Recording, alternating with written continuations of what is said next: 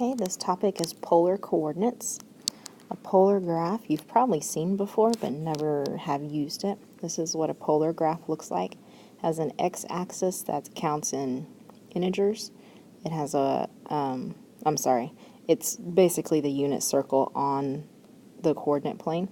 The circles it goes out is your 1, 2, 3. So there's your kind of like your x-axis, sort of. But you find your angle and you go out however far. This is how you know. You find your r, that's how far you're going out. Theta is what angle you're going out. Angles are always, or polar coordinates, are always in that r theta form. We're used to x, y. In polar world, it's r comma theta. Okay, you always want to go from that positive x-axis, unless, of course, it's negative. That tells you always want to go with a positive x-axis and go counterclockwise. Unless that angle is negative, then you're going to go clockwise. So if we plot these points, r theta equals 2, that's how far I'm going to go out. Pi over 3, that's the angle I'm going to go out. So you can see that I go out 2.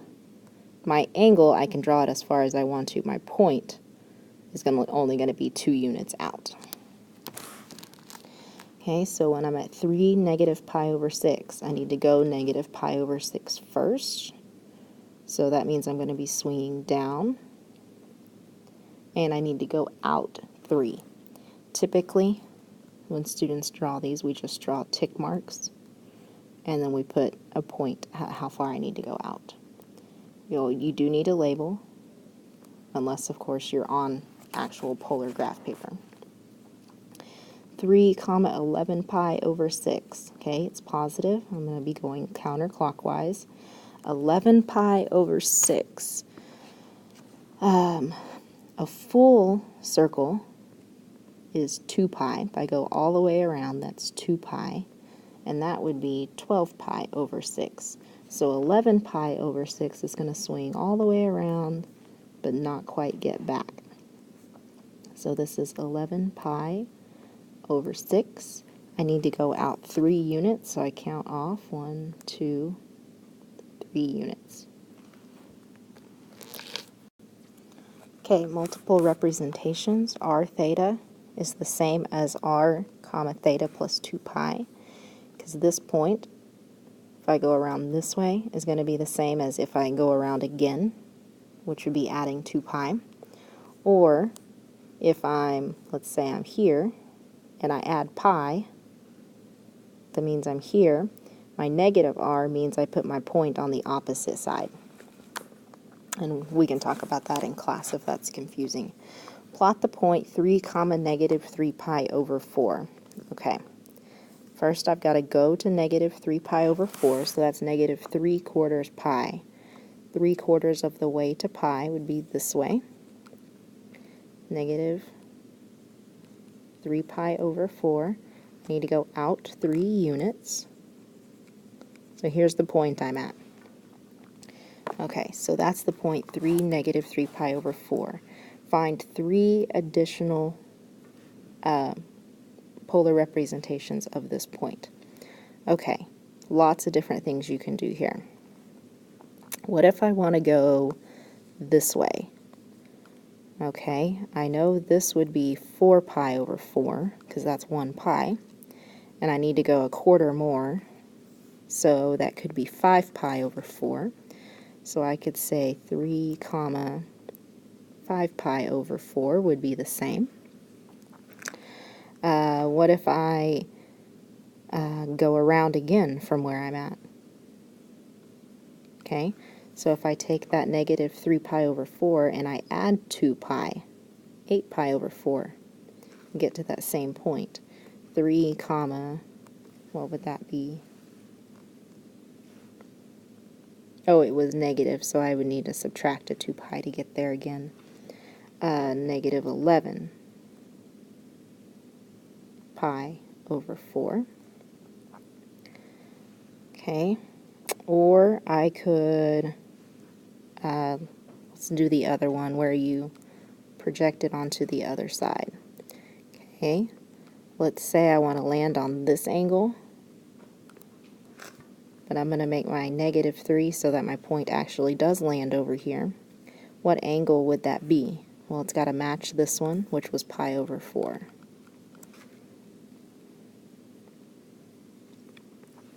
Going back to that adding -2 pi, I could have just added 2 pi and done -3 pi over 4 plus 2 pi, and that would have taken me right back to 5 pi over 4, and I already had that answer. I could add 2 pi again. Let's see, if I add 8 again, I would have 13 pi over 4. I could just as easily put that right there too. Okay, when you convert polar coordinates to rectangular or rectangular to polar, you are going to have to know these. Very, very important. Okay, we're going to convert the point 2 pi to rectangular coordinates. So my r is equal to 2, my theta is equal to pi. If I want to get my x coordinate, I know x equals r cosine theta. X equals r times cosine of pi. Remember, you've got to know your unit circle. If I'm at pi, what's the cosine? Cosine is the x coordinate, so that would be -1. So that's 2 times -1, so that's -2. Y is r sine theta, so sine of pi. So that's 2 times, remember sine's the y coordinate, so that would be 0, 0. So I got polar coordinates, changed to rectangular coordinates would be -2, 0. Easy way to check that is if I graphed this at 2 pi, my angle of pi out 2 units, does that land in the same place? Yes.